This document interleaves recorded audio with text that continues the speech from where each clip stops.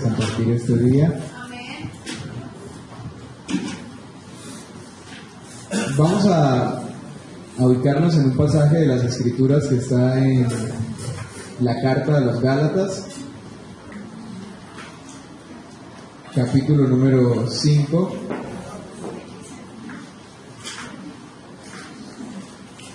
Hay una expresión ahí en este capítulo de Gálatas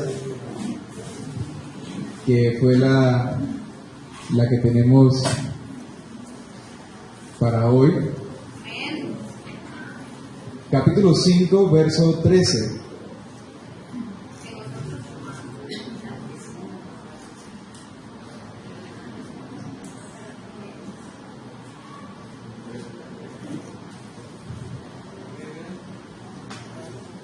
La versión esa es traducción del lenguaje actual. Dice: hermanos, Dios los llamó a ustedes a ser libres, pero no usen esa libertad como pretexto para hacer lo malo. Al contrario, ayúdense por amor los unos a los otros. Amén. La versión que tengo, que es la nueva versión internacional, dice: más bien, sírvanse unos a otros con amor. Amén. Y seguimos indagando en este tema del servicio, seguimos indagando en este asunto de servir. Cada vez que vamos a las Escrituras y buscamos de dónde poder soportar esto de servir, pues nos encontramos con muchas cosas más. Entonces tenemos que decir que esto del servicio es algo bastante complejo, bastante amplio. Creo que podemos hacer todo un año hablando solo del servicio, de diferentes perspectivas, de diferentes áreas, diferentes pasajes de las Escrituras. Pero tenemos aquí en el apóstol Pablo una mirada de lo que es práctico en el Evangelio de Cristo, el Evangelio que Cristo nos dejó. Pablo es un maestro. Pablo se graduó con uno de los más importantes maestros de su época, Gamaliel II, y en lo académico lo pone en una posición muy alta en cuanto a las Escrituras. Pero aparte de eso, Pablo ahora conoce a Jesús, y al conocer a Jesús se amplía su conocimiento y su área de aplicación. Y Pablo entonces nos presenta a través de todas las Escrituras que él puede desarrollar ese evangelio práctico, el evangelio de Cristo, ya no desde la mirada de Marcos, de la mirada de Juan, de Lucas, de Mateo, que nos describen la vida de Jesús, sino que Pablo ya hace una interpretación de esa vida y nos dice de qué manera nosotros tenemos que vivir en el mundo. Nos lleva alrededor de sus cartas la forma en que un hijo de Dios debe andar y debe comportarse en esta vida, en este mundo. Entonces, el estribillo que yo tengo de Gálatas capítulo 6 dice: la ayuda mutua. Efesios nos habla de la nueva vida en Cristo, si usted se toma la tarea de leerlo. Y también nos dice: vivan como hijos de la luz, Efesios. Colosenses nos muestra las normas para una vida santa. Que parece que cuando lees todo esto es como si leyeras Levíticos 19. En la primera carta de los Tesalonicenses, Pablo nos relata la vida que agrada a Dios. Y todas estas palabras que cita el apóstol conducen a la misma dirección, hacia el mismo enfoque: ser una viva imagen de Cristo. Amén. Y conducirnos bajo esos parámetros, porque de eso se trata estar aquí. De eso es como el fundamento de esta vida, es cada día buscar parecernos a Cristo. Y hay algo que no se puede separar de la gente que se parece a Cristo, y es servir, es estar siempre en función de servir. Ahora, enfrentarnos con esos desafíos que se presentan a la hora de optar por una nueva forma de vida, una que no se parece a la vida que teníamos antes, la vida que habíamos aprendido de nuestros antepasados, como dice el apóstol Pedro en una de sus cartas. Es algo que no se va a hacer de la noche a la mañana. Es algo que no vamos a poder lograr en un mes, en un año, en 2, en 3, ni en 4, ni en 5. ¿Por qué les digo esto? Porque tenemos que ser reales cuando se trata de la vida. Y cuando se trata de la vida, todo parte con el tiempo. Y es un proceso. En Cristo es un proceso. Los nuevos bautizados de hace 15 días, creo, 20, no van a ser personas irreprensibles, intachables, simplemente porque ya se levantaron de las aguas del bautismo, sino que ahora es cuando empieza una nueva manera de vivir en el mundo, en la vida. Entonces, lo que habíamos aprendido de nuestros antepasados ya no es la manera como debemos vivir ahora. Es algo que conlleva esfuerzo, es algo que conlleva dedicación, pero sobre todo es algo que necesita. Y cuando hablamos de necesidad, es porque no es opcional. Necesita que las personas estemos bajo la ley del Espíritu. Amén, amén. Estaba leyendo ayer, creo que era, un libro que dice, cuando Deuteronomio 6, 4 y el 5 dice: amarás al Señor tu Dios con todo tu corazón, con toda tu mente, con todas tus fuerzas, y bueno, ahí dice alma, ¿no? Con toda tu alma. Estaba leyendo y alma, bueno, ¿qué es alma? Primera pregunta, ¿qué sería alma? ¿Qué es amar a Dios con toda nuestra alma? El alma parece ser algo muy intangible en nosotros, es algo muy abstracto, es algo muy... ¿Cómo lo podríamos definir, alma? Entonces, ahí en ese comentario decía alma, en hebreo, alma traduce la misma palabra que voluntad. Y eso me pareció curioso e interesante, porque amar a Dios con toda nuestra alma es amarlo dejando nuestra voluntad por debajo y dejándola de Él por encima. Y someterse a la ley del Espíritu es precisamente eso.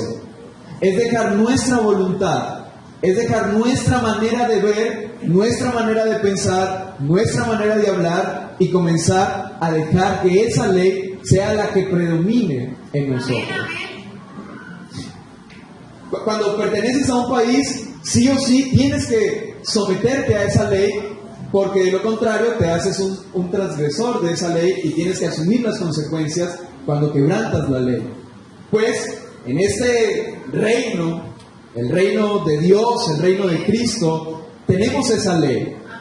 Y cuando rompes esa ley, pues tienes que asumir las consecuencias de ello. Y tienes que ser responsable con eso. Y tienes que saber que cada vez que rompas una ley, hay consecuencias. Así es. Amén. La carta a los Gálatas nos presenta el estándar de una vida que se vive a través del Espíritu. Es ese capítulo 5 y ese capítulo 6. Pablo comienza a mostrarnos un estándar, comienza a mostrarnos el punto donde todos tenemos que apuntar, lo que todos tenemos que buscar hacer, lo que todos tenemos que buscar practicar. A eso le podríamos llamar una verdadera vida espiritual.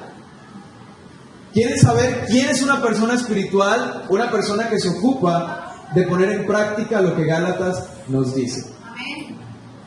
Porque también a veces hablamos de gente muy espiritual, pero ni siquiera sabemos qué es ser espiritual. Al principio, cuando llegamos a la iglesia, uno escucha ese lenguaje y uno dice, hay que ser espiritual. Y uno dice, ¿cómo puedo ser espiritual si sigo siendo materia, sigo siendo cuerpo, sigo siendo algo muy tangible. ¿Cómo me puedo salir de acá y ser una persona espiritual? No existe esa definición de espiritualidad. La espiritualidad es medible en tu comportamiento.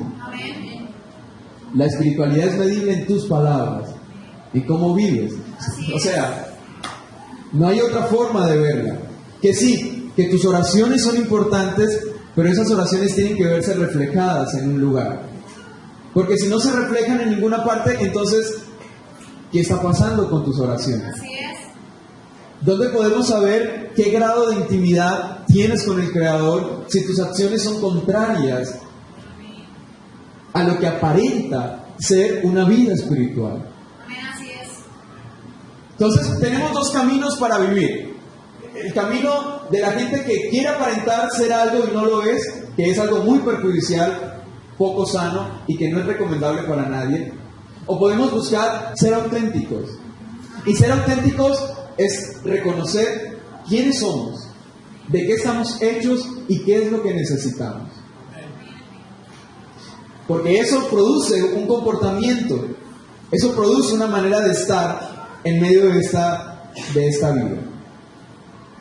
En ella, en estos pilares que están aquí en Gálatas, se muestra una vida recta que está apta para toda buena obra, como dice el escritor en el libro, en la carta a Timoteo, porque en ella se presenta la perfección, pero no la perfección que demuestra algo intachable, sino una perfección que tiene que ver con perfeccionamiento, o sea, proceso para llegar a un lugar. Estos frutos no llegan en manera automática, hermano que está aquí. Los frutos del Espíritu no se producen de manera automática. Si no trabajas en el amor, nunca vas a saber qué es el amor. Así es. O sea, el hecho de que hayas hablado en otras lenguas no te hace un experto en el amor. Así es. Tienes que practicar el amor para saber de qué se trata el amor. Amén, amén. El hecho de que hayas hablado en otras lenguas no te hace una persona que maneje la amabilidad en todo su esplendor. Así es. Sino que ahora, por ese espíritu que mora en ti, vas a entrar a un camino de perfeccionamiento donde vas a buscar poner en práctica eso que Dios nos está demandando en las Escrituras. O sea, nada viene en automático. En la vida cristiana no se produce nada en automático. Amén, así es. Ni siquiera Cristo vino en automático. Los que creen que Cristo llegó, bueno, hablando en su humanidad, los que creen que Cristo llegó y llegó haciendo milagros a 1 año, a 2 años, o multiplicando la leche, qué sé yo. No, Cristo vivió un proceso de humanidad. Y fue su comportamiento, fue lo que construyó en sí, lo que hizo de ese humano una persona apta para cumplir su ministerio. Mire que la Biblia dice que crecía en gracia, crecía en estatura, en sabiduría y en gracia para con Dios y para con los hombres. O sea que, creo que un día hablé aquí sobre eso. Cristo hizo cosas dignas de ser corregidas. Se le escapó a sus papás. A María y a José se le escapó, no avisó. Y no fue un día, fue bastante el camino. Y tuvieron que llamarle la atención. Si usted lee en Lucas se da cuenta de eso. Oye, pero ¿por qué te fuiste? ¿Por qué no avisaste? Bueno, él tuvo la respuesta perfecta, pero igual eso no justifica a Jesús.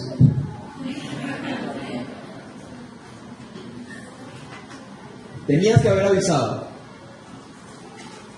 Pero fue ese proceso lo que llevó a ese hombre de 30 años poder convertirse en lo que es humanamente hoy.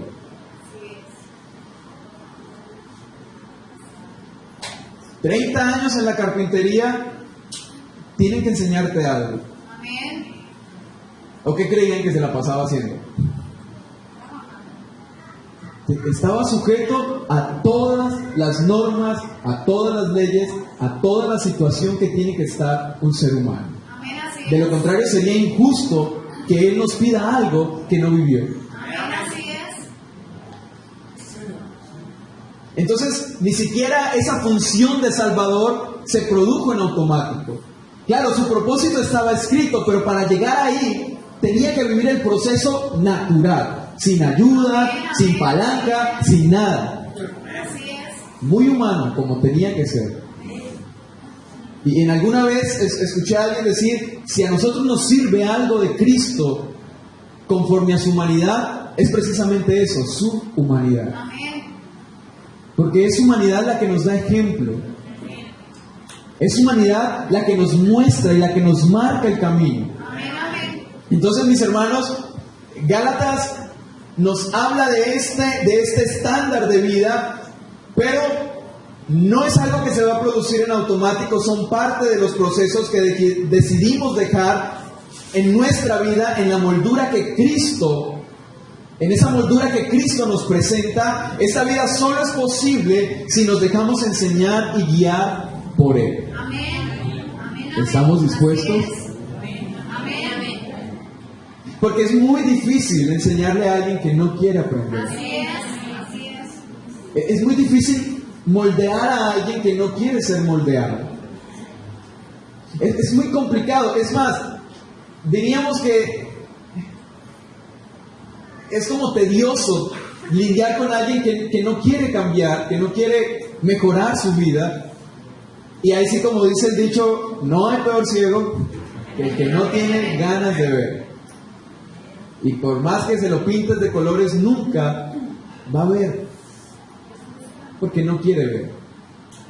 Entonces, eso solo es posible si dejamos que esta ley que Pablo nos muestra acá se haga verdad. Son características de hombres y mujeres que día a día dejan que Cristo se perfeccione en sus vidas. Vuelvo a decir, creo que nos va a costar toda la vida entera llegar a ese punto de exactitud Amén, así es. de estas cualidades.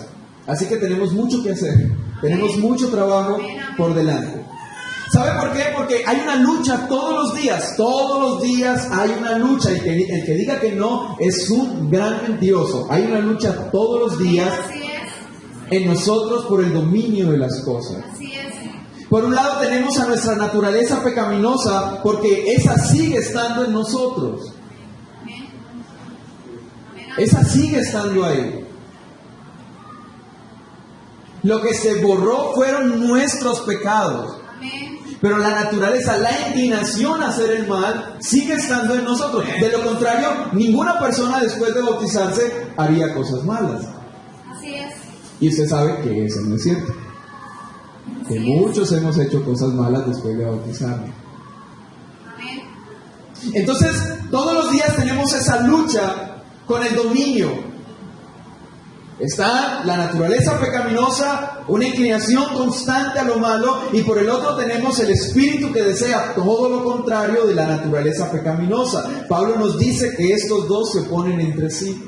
Amén. Hay una lucha constante todos los días. Jesús dijo, el espíritu a la verdad está dispuesto, pero la carne es débil.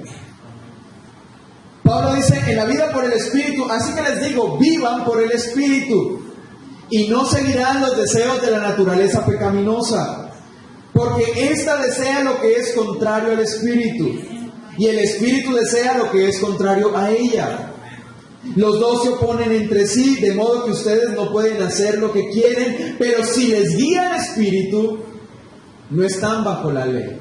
Amén. ¿Cuál ley? Es la ley que Pablo nos habla en un pasaje de Romanos, que es la ley del pecado, la ley de la naturaleza pecaminosa. Entonces, si ustedes eligen seguir las normas del Espíritu, esa naturaleza pecaminosa no va a ejercer dominio sobre ustedes. Va a estar ahí, va a tocar la puerta, pero si ustedes deciden vivir bajo el Espíritu, no van a dejar que ella sea parte o tome el control de sus vidas. Gloria a Jesús, así es. Por eso, después de esto, Pablo nos dice, pues manifiestas son las obras de la carne. Eso es lo que pasa en aquellas personas que deciden no vivir bajo esa norma, bajo la ley del Espíritu. A raíz de esta lucha, tenemos la verdad de las cosas. La verdad de que muchos fallaremos en repetidas ocasiones, que ya lo hemos hecho. Así es. En ese intento de alcanzar ese ideal de vida que nos habla el apóstol Pablo. ¿Por qué hablamos de esto? Porque después de este verso es donde viene el tema de servir. Tanto hablar para llegar aquí. El tema de servir está relacionado primero con vivir conforme al Espíritu. De lo contrario, no vamos a ser buenos servidores. Así es. Porque el capítulo 6, cuando comienza Pablo a hablarnos de qué es servir, de qué es ayudar, de qué es estar en función de otros, Pablo pone claro una cosa: hermanos, si alguien es sorprendido en pecado, y ahí muestra la realidad. Muestra la realidad que eso del amor, que eso de la alegría, que eso de la paz, de la amabilidad, de la bondad, que eso de la misericordia, que eso del perdón, del dominio propio, de la humildad, de la fidelidad, no es algo que se va a lograr mañana. Así es. Pero seguro algo verás mañana, y es a alguien pecar. Y Pablo dice, les quiero dejar en claro una cosa: si ven a alguien pecando, ustedes tienen que ser unos buenos servidores y muy sabios. Amén. Ustedes que son espirituales, dice Pablo. ¿Y qué es ser espiritual? ¿Alguien que ora mucho? Bueno, orar es algo importante. O sea, decirle a alguien que ore es como decirle a alguien que coma. O sea, si usted ora si no come, se muere de hambre. Es algo evidente en la vida de una persona creyente. No hay que hablar que tiene que orar. Sabemos que hay que orar, al igual que sabemos que hay que comer. Usted necesita que alguien le diga que tiene que comer, que tiene que bañarse. Si no le dicen, no se baña. Sea serio, hermano.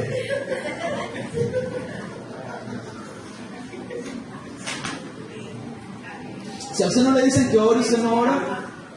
O sea, si no hacemos aquí una doxología de la oración, usted no se va a su casa a orar. Si a usted no le dicen que si no ora va a entrar en peligros de tentación. Si no se le mete terror, psicoterror, por falta de oración no va a orar. No, la oración es algo, digamos, que viene en el paquete de ser un creyente, porque oración es intimidad. El único lugar donde vas a poder intimar con Dios es ahí. No aquí no se intima con Dios.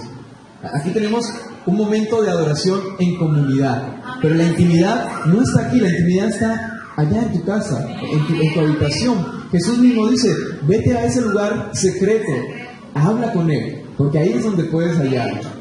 Entonces, Pablo nos dice, ustedes que son espirituales, que viven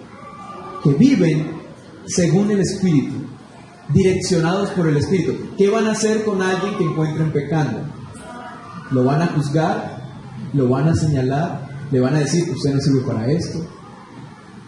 Mírenlo cómo se comporta. Y eso que es bautizado. Y eso que se bautizó hace 15 días. Usted no puede ser así. Usted no tiene que hacer esto. Usted no tiene que hacer aquello. Pues eso no es... si usted escucha a alguien hablándole así, téngalo por seguro que no es alguien espiritual. Y va a decir, no, hermano, porque es que la santidad, pura palabrería. La gente espiritual sabe hablar. Amén. Son prudentes. Amén. Así que no se desgaste. Mire lo que dice la Escritura. Dice, ustedes que son espirituales deben restaurarlo. Amén. ¿Cómo? Porque no es, restaurarlo no es ir a decirle, eso está mal, estás obrando mal, estás haciendo mal. Eso es parte de servir. Restaurar a la gente que ha caído. Restaurar a la gente que ha fallado, eso es servicio. ¿Sabe cómo tiene que hacerlo? Con una actitud humilde. Amén. ¿Y qué tiene que ver la humildad con restaurar a alguien que ha pecado? ¿Por qué es necesaria la humildad en la restauración de una persona que ha fallado? Por una razón sencilla. La actitud de ser humilde es la aceptación de que todos estamos expuestos a esas fallas. Amén.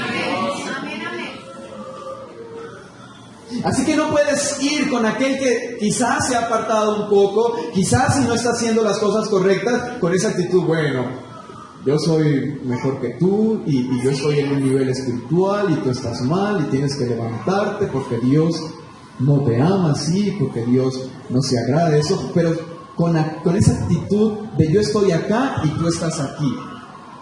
No. Pablo dice, esa no es la actitud. Tienen que ir con una actitud de humildad. Amén. Y humildad es el reconocimiento de nuestra necesidad de Dios. Amén. Eso es humildad. De que nadie es superior a nadie. Amén. Y Pablo dice, si quieren ayudar a otra persona, tienen que ser cuidadosos. Si ustedes son espirituales, tienen que ser cuidadosos. Y los espirituales nunca se van a creer más espirituales que otros. El día que un espiritual diga que es espiritual, no es espiritual. El día que alguien que se ufane de espiritualidad, entonces es porque le carece de espiritualidad. ¿Sabe qué dice Pablo? Pablo dice, una cosa me ha dicho el Señor, que me baste su gracia porque su poder se perfecciona en mi debilidad. Entonces voy a hacer una cosa, me voy a gloriar en mis debilidades. Pablo dice, si aquí hay un pecador, yo soy el primero. Pablo dice, prosigo a la meta, no pretendo haberlo alcanzado, aún estoy en eso. O sea, Pablo no se ufana de áreas espirituales. Se puede gloriar de alguna cosa, pero Pablo nunca se gloria de su área espiritual. Si Pablo se gloria de algo, es de lo que ha hecho humanamente, sus cursos, sus estudios, pero nunca se gloria de que es superior a otras personas, de que está en un nivel distinto a otras personas. Entonces, si usted quiere servir ayudando a otros, porque va a tener el momento de ver a alguien fracasar, porque vas a ver a alguien caído y necesitas ayudarle, pero tienes que hacerlo con una actitud de humildad. Amén. El que esté firme, mire que no caiga. Pablo nos habla, ¿sabe qué nos habla Pablo aquí? Nos habla del principio de ser empáticos, Amén. de tener empatía con las otras personas. Creo que es Corintios que dice, no se alegra de la desgracia del otro, ¿no? Más o menos así dice Corintios cuando habla del amor. El amor no se alegra del que le va mal, de cierta forma, así en mis palabras. ¿Sabe? Es poder comprender. ¿Y qué es lo que necesitamos comprender? Pues que somos humanos. Amén. Es muy difícil eso, porque hemos tenido que ver casos, situaciones donde realmente las personas han sido muy duras con aquellos que han caído. Así es. Y una persona cae y deja de venir a la iglesia, no porque realmente no crea que aquí puede hallar esa restauración, sino porque las mismas personas se encargan de hacerle la vida muy difícil, Así es. de mirarlo así, sospechoso, de no acercarse, de murmurar. Pero así es. Y las personas espirituales no deben hacer esas cosas. Amén. Es contrario a lo que el Espíritu demanda de la iglesia. Entonces, no podemos caer en el juicio. No estamos aquí para ser jueces. Nadie. Ninguna persona está aquí para crear juicios. por muy anciano, por muchos años que tenga, es, sí, mis respetos, pero no está para enjuiciar a nadie. No está para señalar a nadie. Esa es una característica de hombres y mujeres que viven en el Espíritu, ser empáticos con la gente. En otras palabras, son guiados por el poder. Y mire que Romanos nos dice algo sobre el amor. Dice Romanos, el amor debe ser sincero, aborrezcan el mal, aférrense al bien, ámense los unos a los otros con amor fraternal. Esta palabra, amor fraternal, usted la va a encontrar en Corintios, la va a encontrar en Gálatas, la va a encontrar en Efesios, la va a encontrar en Filipenses, la va a encontrar en Tesalonicenses, la va a encontrar en Pedro. Y si la repite tanto, es porque es importante. Ámense con amor fraternal, dice, respétense y hónrense mutuamente. Respétense y hónrense mutuamente. Nunca dejen de ser diligentes, antes bien, sirvan al Señor con el fervor que da el Espíritu. Alégrense en la esperanza, muestren paciencia en el sufrimiento, perseveren en la oración.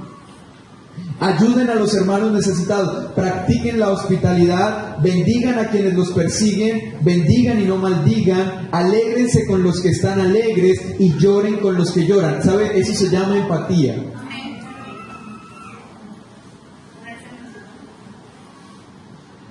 Es sentir, es conectarse con las otras personas. En este caso, con aquellos a los que lamentablemente han fallado. ¿Saben por qué? Porque Pablo continúa diciendo lo siguiente. Bueno, ayúdense unos a otros a llevar sus cargas, así cumplirán la ley de Cristo. ¿Cuál es la ley de Cristo? ¿Cuál es la ley de Cristo que Pablo nos habla? ¿Cuál es esa ley que tenemos que cumplir? Porque si no conocemos la ley de Cristo, entonces, ¿qué hacemos? Tenemos una obligación como hijos de Dios. Escuche, una obligación, no es una opción. ¿Listo? Hay que saber diferenciar entre algo que es una obligación, algo que es opcional. Hay que saber hacer esas diferencias, ¿no? Esto es una obligación. Servir tiene que ver con aprender a restaurar a aquellos que han fallado. Eso es llevar las cargas los unos a los otros. La ley de Cristo está versos antes, en el capítulo 5, dice: les hablo así, hermanos, porque ustedes han sido llamados a ser libres, pero no se valgan de esa libertad para dar rienda suelta a sus pasiones. Más bien, sírvanse unos a otros con amor. En efecto, toda la ley se resume en un solo mandamiento: ama a tu prójimo como a ti mismo. Entonces, llevar las cargas los unos de los otros es cumplir el mandamiento de amarnos los unos a los otros. ¿Y cómo debo amar a otra persona? Sometiendo mi voluntad. La voluntad de dar rienda suelta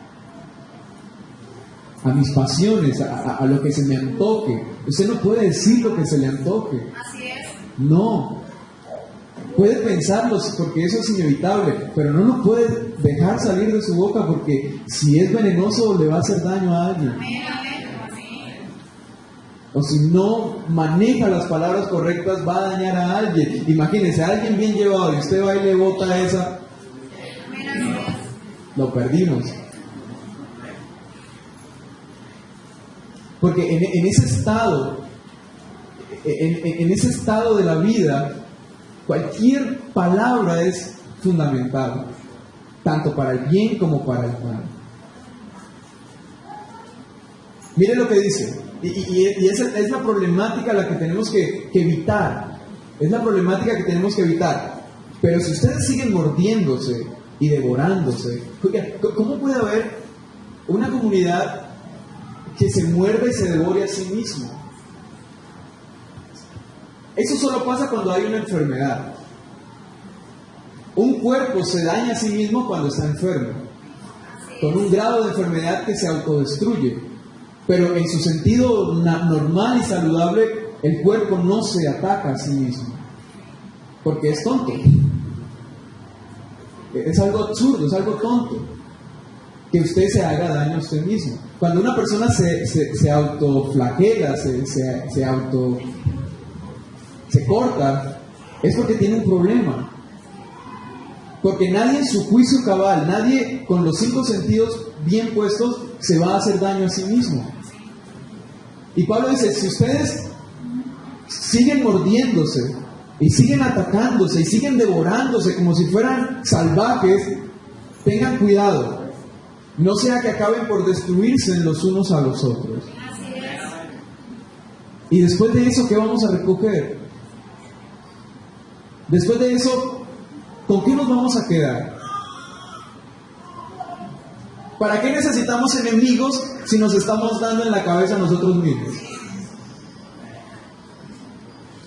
Pablo dice, esto, mira, ustedes tienen a gente que los está presionando con guardar otras cosas, porque es lo que está pasando con los Gálatas. Están siendo presionados por religiosos diciéndole, ustedes tienen que hacer esto, tienen que hacer aquello, tienen que dejar de hacer esto. Y Pablo dice, no, ustedes fueron llamados a libertad. No pueden comenzar a tener una contienda dentro de ustedes, porque ya basta y sobra con la gente que está afuera tratando de dañarles para que ustedes ahorita se estén haciendo daño.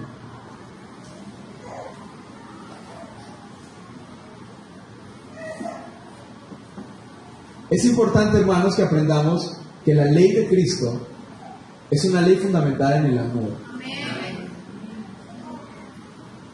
Y no sé para usted qué sea el amor, pero el amor es algo que no lo vamos a poder definir exactamente, porque no está en los conceptos. Está en algo que tenemos que buscar vivir. No les voy a decir exactamente cómo se vive, porque aún estamos buscando esa expresión de Pablo. El verso 3 del capítulo 6, mire lo que dice. Si alguien cree ser algo aquí, si alguien se cree algo, cuando en realidad no es nada, se engaña a sí mismo. Cuando alguien aquí se cree el papá de los helados y no lo es, está en nada. Así es. Y eso tiene que ver con servir. Porque cuando sirves creyéndote ser algo que no eres, estás jugando un juego peligroso. Así es. Cualquiera que se crea inmune a estas debilidades humanas se engaña a sí mismo. Eso es lo que está diciendo Pablo. Pablo dice, tú no te puedes creer una persona a la cual estas situaciones que han vivido otros, a ti nunca te van a llegar. Tú no puedes creerte ser una persona que no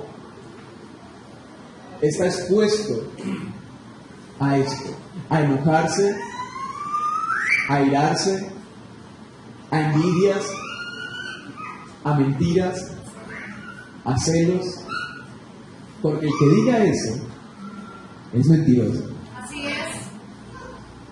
Entonces, la misma pregunta que hizo Jesús cuando iban a apedrear a la mujer, ¿quién está libre aquí para que comience? Hágale, dele con todas. Si usted está libre de pecado, arranque. Porque es un juicio a la conciencia, y no hay nada más certero que la conciencia. Amén, amén. La conciencia sabe quién eres. Amén. A nosotros nos puedes engañar, pero tu conciencia dice, eres un mentiroso. Tú sí dices mentira. Así es, así es. Mire, si nos engañamos a nosotros mismos, también fallamos. Por eso Pablo dice, me voy a gloriar en mis debilidades. Amén, amén. Porque las tengo, como todos aquí las tengo. Pero no voy a ser la del tonto que va a decir, no, yo no sufro de nada. Yo no tengo nada que me afecte. Yo no tengo nada en que trabajar. Yo no tengo nada que sea un problema para mí porque te estás engañando a ti mismo. Y dice, si alguien cree ser algo, cuando en realidad no es nada, se engaña a sí mismo. Engañarse a uno mismo, ¿puede creer eso, hermano? Mentirse a uno mismo. ¿Cómo te mientes? Decir que todo está bien cuando hay un caos en casa. Decir que no necesitas ayuda cuando en realidad estás necesitando a gritos a alguien que te ayude. Amén. Venir cada día aquí, el pastor nos está esperando en la oficina y decir, yo no necesito ir a la oficina. Así es. Cuando sabes que necesitas ir a la oficina y urgente, diría el pastor. Urgente. Amén. Porque te estás creyendo algo que no es cierto. Eso que vayan los que tienen problemas, ya a punto de divorciarse, que están así. No. Es más, vaya para evitar llegar a ese punto de estar a punto de divorciarse. Pero como hay gente que le gusta la adrenalina, quieren estar ahí ya en el borde del abismo para pedir ayuda. Les gustan las emociones fuertes, hermano. Pero no, eso da mucho miedo. Entonces, continuamos aquí con esto.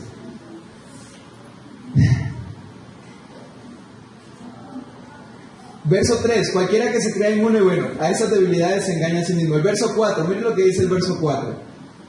Debes ver las debilidades de otros por compasión, mas nunca por comparación. Amén, así es. Miren lo que dice el verso 4, dice, cada cual examine su propia conducta. Y si tiene algo de qué presumir, que no se compare con nadie. Cada uno examine su propia conducta. Tenemos que evitar las comparaciones, Amén. tanto las buenas como las malas. Porque las dos son perjudiciales. ¿Por qué son perjudiciales? Porque este camino no se trata de los otros, se trata de mí. Entonces, yo no me puedo comparar con ninguno aquí, porque yo estoy viviendo mi propio proceso. Amén. Yo tengo una vida propia. Y esa vida propia está cargada de muchas cosas que ustedes no están viviendo. Y no puedo decir, es que yo quiero ser como fulano, porque fulano no está viviendo lo que yo estoy viviendo. Entonces es imposible. Jóvenes, no se comparen con nadie. Si hay alguien con quien tienes que compararte, es con la persona que estuvo el sábado en culto aquí. Amén. O sea, contigo ayer. Amén, amén. Si hay alguien con quien tienes que compararte, es con esa persona que fuiste ayer, con la persona que fuiste la semana pasada. Si hay alguien a quien tienes que desafiar, es a ese tú del pasado. Amén. Y entonces ahora sí puedes decir, ¿he sido mejor o he sido peor? Así es.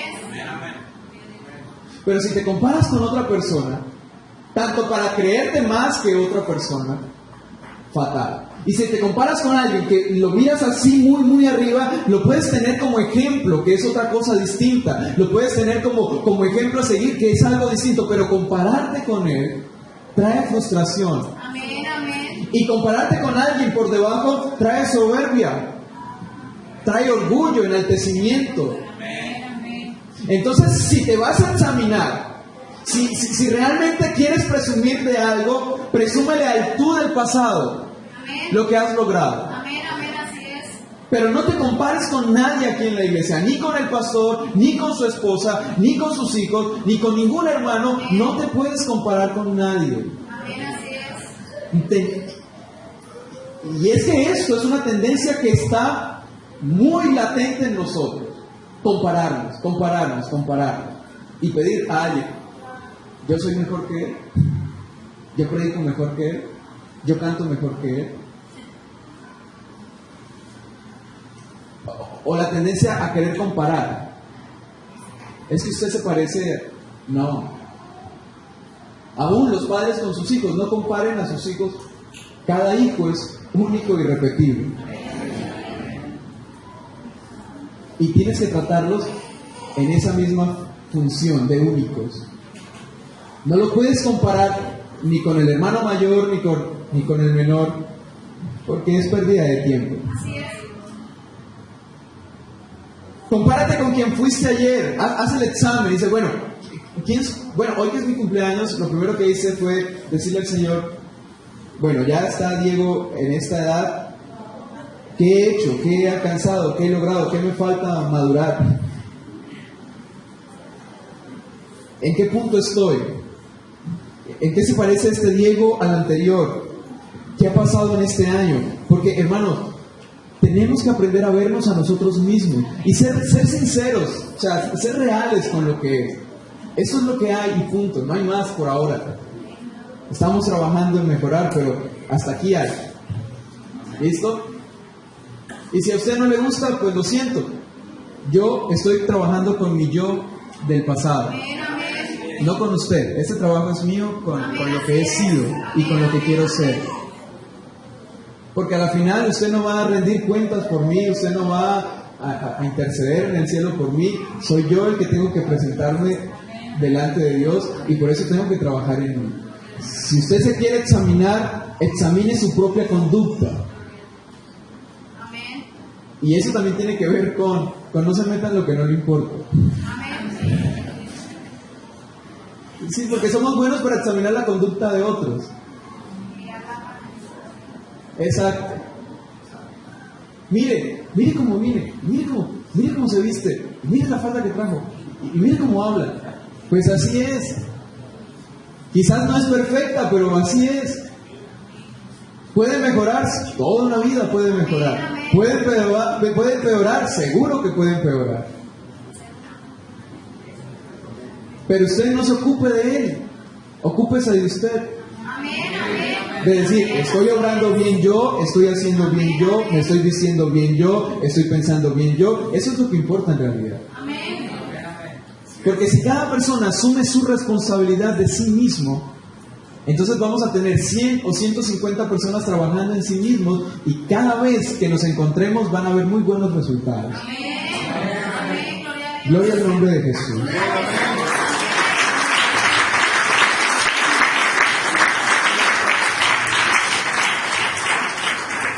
Verso 5, ¿sabe por qué? Por lo que acabo de decir. Verso 5 dice que cada uno cargue con su propia responsabilidad. Hermano, esta vida es muy complicada como uno estarse cargando la conducta de otra persona. O sea, de broma y puede uno con uno mismo ahora para cargar con otro. O sea, escasamente uno medio se empareja, se arregla, escasamente uno, ahorita para uno arreglar a otra persona, complicado. O sea, con la vida de uno basta para tener ya suficiente, para estarse metiendo en la vida de otros y haciendo que otros hagan lo que tú quieres que hagan, o pensando como lo que otros quieren que pienses.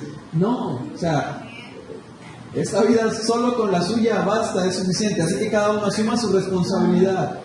Hermano, pero él no vino a culto, pero es que él no ora. Pues él verá. Mientras usted ore, mientras usted venga a culto, no hay problema.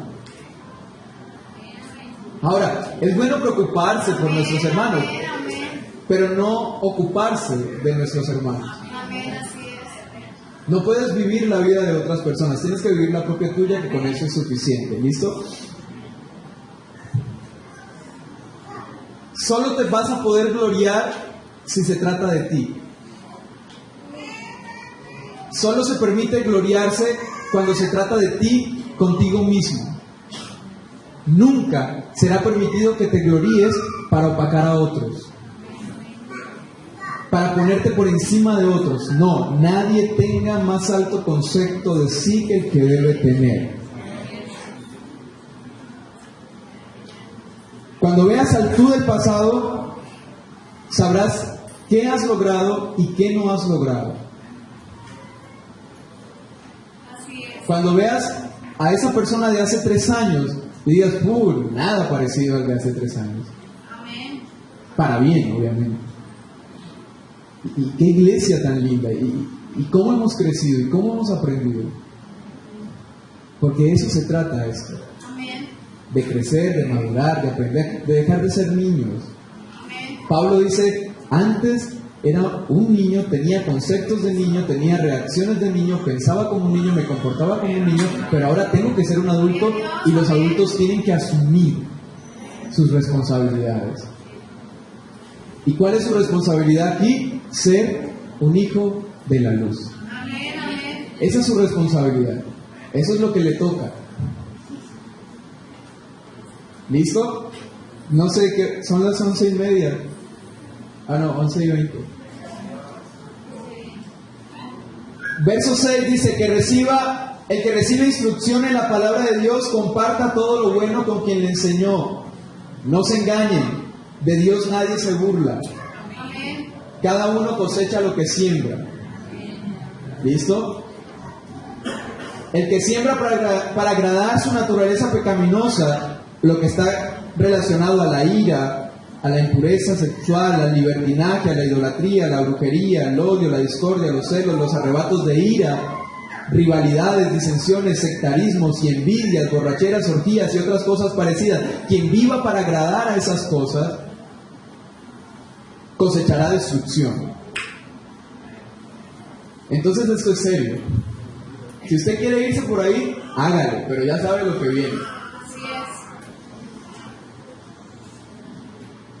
es. El que siembra para agradar al Espíritu, lo que está en el amor, la alegría, la paz, la paciencia, la amabilidad, la bondad, la fidelidad, la humildad y el dominio propio, del Espíritu cosechará vida Amén. eterna. Amén. Gloria a Dios.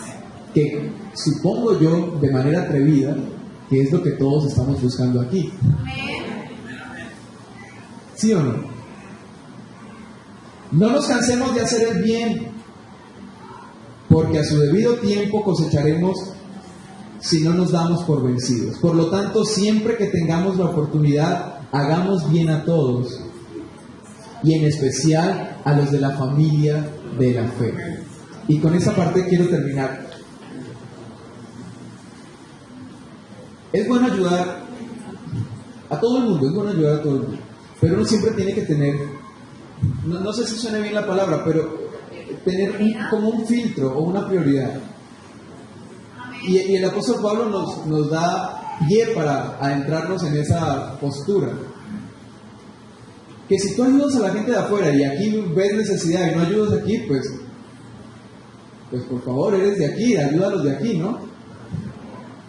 Amén. Amén. Amén. Es como que tienes en tu casa a tus hijos y estás alimentando a otros hijos y tus hijos aguantando hambre. O sea, es algo ilógico. Es más, el principio hebreo dice: alimenta a los hijos de tu casa, luego alimenta a los hijos de tu ciudad, luego alimenta a los hijos de tu país, luego alimenta a los hijos de otras naciones, para que de esta manera evites ser luz en la calle y oscuridad en la casa. Amén. Así es. Entonces, cuando se trata de servir y cuando se trata de ayudar, pues sonará injusto, pero si hay un hermano de la iglesia en necesidad y hay alguien que no es de la iglesia y está en necesidad, pues ocúpate primero de tu hermano, Amén. porque tu responsabilidad está en la casa primeramente. Amén. Ahora, si te sobra o si tienes más de lo que se requiere, pues entonces ayuda a otra persona. Pero no te olvides que tienes un foco.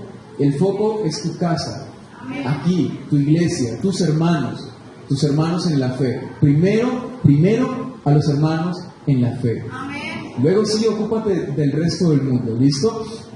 ¿Por qué? Porque no podemos caer en ese punto de aparentar ser buena gente afuera y aquí no ayudar, no aportar, no contribuir. Es igual como ser servicial. Lo que reclaman los papás a los hijos: usted en la casa de otros sí barre, sí lava la loza, sí, pero aquí en la casa no hace nada. Ah, bueno. Eso mismo, lo que reclaman los papás es porque uno dice: pero ¿qué le pasa? Si aquí es donde vive, aquí es donde come, aquí es donde lo mantenemos, aquí es donde tiene que ocuparse de esas cosas.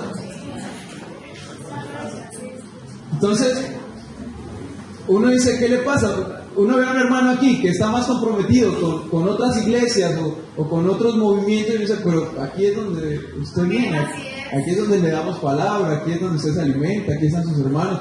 Pues si no se siente cómodo y se siente más comprometido allá, pues hágale.